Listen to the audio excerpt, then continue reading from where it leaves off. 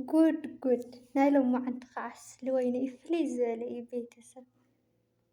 ሰላም ከመይ ሓዲርኩም ከመይ ውዒልኩም ከመይ ኣምሽኹም በብሰዓት ኣቆፃፅራኹም ኣብ መላእ ዓለም እትርከቡ ክቡራት ተኸታተልቲ ናይዛ ቻናል ኣነ እግዚኣብሔር ይመስገን ሰላም እየ። ከምቲ ሰላም ዘለኽዎ ሰላም ክትኮኑ እናተመነኹ እምበኣርከስ ናብዛ ቪድዮ ክትኣትዉ ሃለኹም ላይክ ሸር ሳብስክራይብ እናገበርኩም ምትዋዕኹም ኣይፈልየኒ ክብለኩም ይፈቲ። እቲ እውን ሃናፂ ዘበለ ርእይቶኹም ደሞ ኣዝየ ዘመስግን እምበኣርከስ ናይ ሎሙዓንቲ ትሕዝቶና ከምቲ ኣብ ምስሊ እትርእይዎም ዘለኹም ብዛዕባ ሊልን ኣሌክስን እየ ሒዘልኩም መፅየ ዘለኹ ማለት እዩ። ናይ ሎሙዓንቲ ብጣዕሚ ፍልይ ዝበለን ብጣዕሚ ዝገርምን እዩ ማለት እዩ ቤተሰብ። ስለዚ እስካብ ቪድዮ ፍፃመ ፅን ኢልኩም ኣዳምፁኒ ኢኹም ማለት እዩ። ኣሌክስ ሰኺሩ ማለት እዩ ብጣዕሚ ናይ ልቡ እዩ ተዛሪቡ ማለት እዩ። ሊሊ ደሞ ገዲፋቶ እያ ከይዳ ማለት እዩ። ኣሌክስ እንታይ ኢሉ እዩ ተዛሪቡ ናብኡ ከብለኩም እየ ሰናይ ፅንሐት።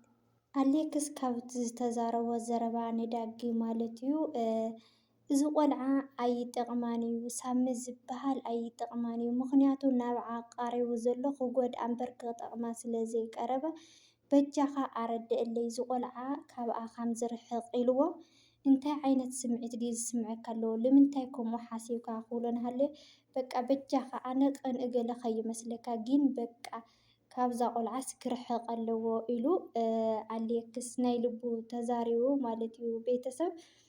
እና እቲ ቆልዓ ደሞ መብዛሕትኡኹም ንዳጊ ሓው እዩ ገለ ትብሉ ነይርኩም፣ ግን ንዳጊ ሓው ኣይኮነ ንማንም ሓው ኣይኮነ ኣይንፈልጦን ኢና ኢሎም ሓሳቦም ሂቦም ኣለዉ ማለት እዩ። ክቡራት ቤተሰብ ብጣዕሚ እዩ ዝገርም። ስለዚ ኣነ ልወለዳ ኢለ ወይ ከዓ ንኣሕዋታ ኢለ ኣግፍሕ ኣቢለ ስለ ዝሓሰብኩ እየ ዝነግረካ ዘለኹ ዳጊ ዓርከይ ግን ደሞ ንሳ ከምዚ ከሊእ ክመስላ ይኽእል እዩ ብቻ ንስኻ ግን ቀስ ኢልካ ኣረዳእያ ኢሉ ንዳጊ እዩ ሓሳቡ ኣካፊልዎ ማለት እዩ ቤተሰብ። እና ኣብዚ ኣጋጣሚ እዚ ከምኡ ክብላ ናሃለየ ኣሌክስ ከምኡ ክብላ ናሃለየ ንሊሊ ደሞ ኣየእትየካን እዩ ኣይምልከተካን እዩ እያ ኢላቶ። ምክንያቱ በቃ ኦልሬዲ ኣይምልከተካን እዩ ኣብ ሂወተይ ስለዚ በቃ ኣይተዛረበኒ እያ ኢላቶ ማለት እዩ ቤተሰብ። ብጣዕሚ እዩ ዝገርም ቤተሰብ ማለት እዩ። መረዳእታ እኒአካ ድዩ ብኸመይ እየ ከምኡ ክብላ ንምንታይ ኢልካኒ እና እንታይ ከ ኢኻ ሰቲኻ ትጨኒ ኣለኻ ክብሎ እናሃለየ ምንም ኣይሰተኹን እየ ኣነስ ዝሰተኽዎ ነገር የብለይን ኢሉ ግን ኣሌክስ ብጣዕሚ ሰኺሩ ናይ ልቡ እዩ ብዙሕ ተዛሪቡ ማለት እዩ ቤተሰብ። ተሰኺርካስ ለከስ ናይ ልብኻ ትዛረብ ኢኻ ግን ደሞ ድራምኦም ቀፃሊ እዩ ማለት እዩ ቤተሰብ።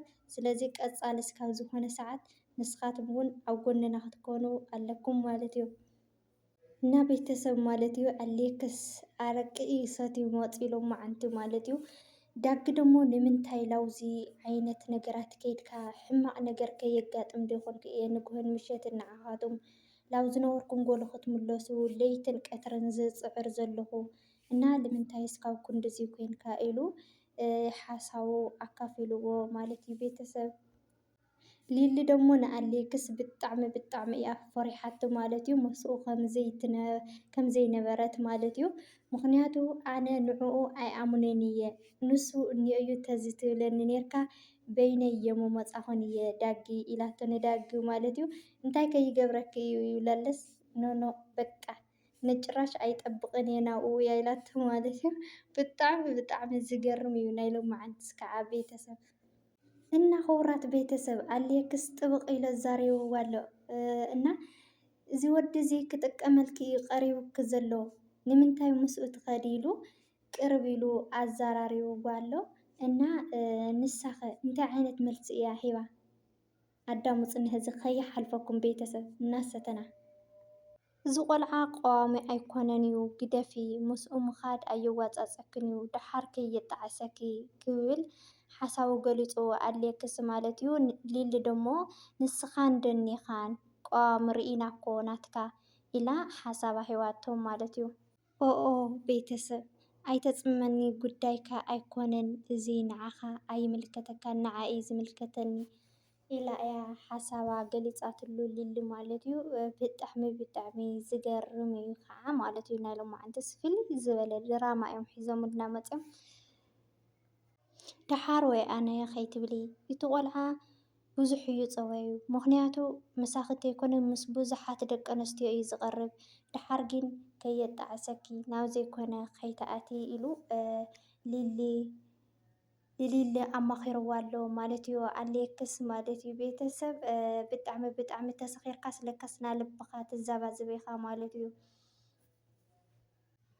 ኣነ ናትኪ ሕማቕ ስለ ዘይደሊ እየ። ምክንያቱ ንስኺ ሓደ ነገር ተኾይነ ኣነ ሕማቐይ ስለ ዘይትፈትይ ስለ ዝፈልጥ እየ። ስለዚ ናትኪ ሕማቕ ወይ ከዓ ንስኺ ኣብ ዘይኮነ ወዲቕኪ ክረኽበኪ ስለ ዘይደሊ እየ። ስለዚ ተመለሲ ላብ ልብኺ ግደፊ ኢልዋ ኣሌክስ ማለት እዩ።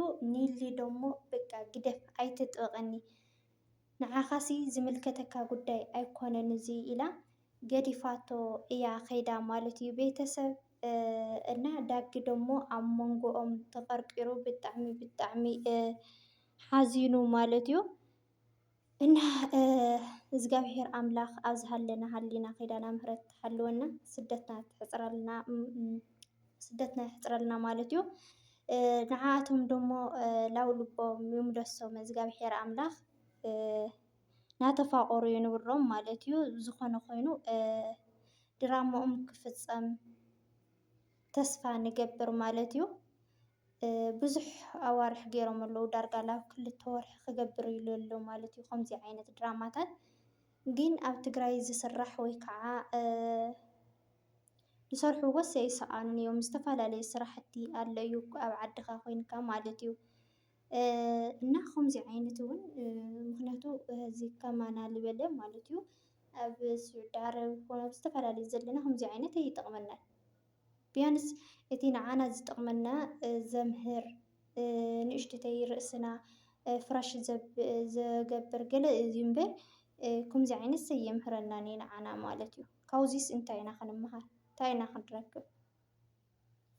እና ብዝኾነ ቤተሰብ ናይ ሎማዓንቲ ትሕዝቶና እዚ ይመስል ነይሩ። ብዝቕፅል ብካሊእ ቪድዮ እስካብ ንራኸብ ስሰናዩ ንኣኹም ክብለኩም ይፈቲ። እንተፈቲኹምዎ እዚ ቪድዮ ላይክ፣ ሸር፣ ሳብስክራይብ እናገበርኩም ምትዋዕኹም ኣይፈልየኒ ክብለኩም ይፈቲ። እትገብሩለይ ምትባዕ እትገብሩለይ ሓናፂ ዘበለ ርእይቶኹም ደሞ ኣዝየ እየ ዘመስግን ማለት እዩ።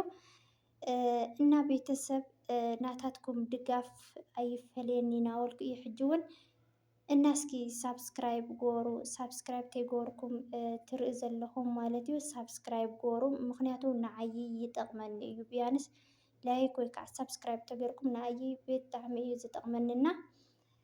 ዘረባ ኣውዚሐልኩም ቤተሰብ ይቕርታ እናበልኩ እየ። ሰናይ ቅንያት